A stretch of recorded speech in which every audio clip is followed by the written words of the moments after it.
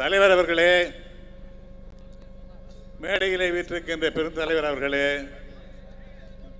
நண்பர்களே, பெரியோர்களே, தாய்மார்களே, உங்கள் அனைவருக்கும் என்னுடைய நன்றி கலந்த வணக்கத்தை தெரிவித்துக் கொள்கின்றேன். மேகம் நம்மளை மிரட்டுகிறது. அதனால் எல்லோரும் என்ன வரும்போது ஒரு நிமிஷம் சொன்னார், அவர் 1 மினிட்னு சொன்னார். இன்றைக்கு நடத்துகின்ற கூட்டம் உண்மையிலேயே ஒரு மதிப்புக்கும் மரியாதைக்குரிய நம்முடைய தலைவர் ஏற்பாடு செய்த கூட்டம். முழு இரவும் பகலுமாக இதற்காக பாடுபட்டு இந்த கூட்டத்தை ஏற்பாடு செய்திருக்கிறார். அதற்காக நாம் நன்றி சொல்ல கடமைப்பட்டிருக்கிறோம். இங்கே பேசினார்கள், அரசியல் சட்டத்தை நாம் காப்பாற்ற வேண்டும். அரசியல் சட்டம் டாக்டர் அம்பேத்கர் அவர்களுடைய தலைமையிலே மற்ற மன்ற உறுப்பினர்களோடு சேர்ந்து இதை உருவாக்கிய ஒரு பெரிய சட்டம். சமூக நீதியை காப்பாற்ற வேண்டும். சமூக நீதியை காப்பாற்றுவதற்காகத்தான் இந்த அரசியல் சட்டத்தை ஏற்படுத்தினார்கள். ஆனால் இன்றைக்கு என்ன நடக்கிறது?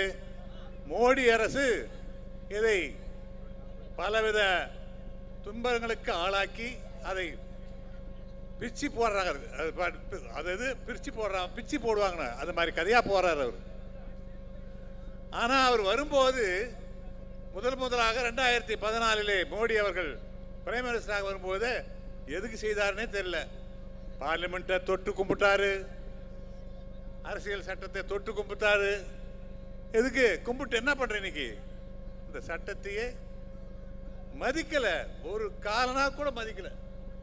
அதான் நிலைமை இப்படி. ஆகவே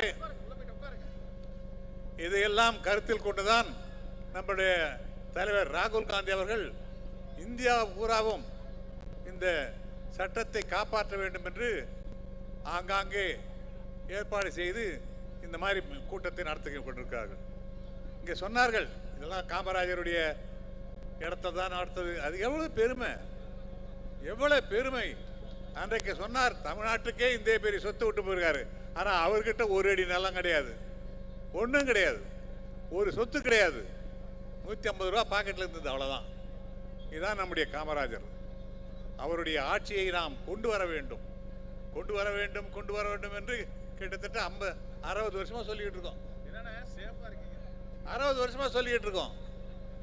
ஆனால் நீங்கள் மனது வைத்தால் கட்டாயம் காமராஜர் ஆட்சியை கொடுக்க முடியும். அதுக்கு நேரம் நெருங்கி வருகிறது.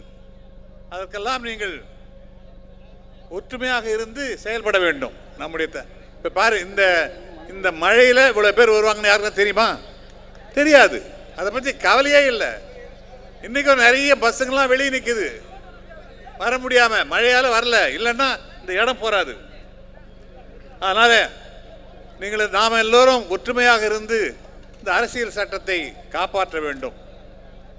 கும்பிட்டு என்ன பிரயோஜனம்? அரசியல் சட்டத்தை எல்லாத்தையும் போட்டு காலில் மிதிச்சிட்டார் அவர் மோடி அவர்கள்.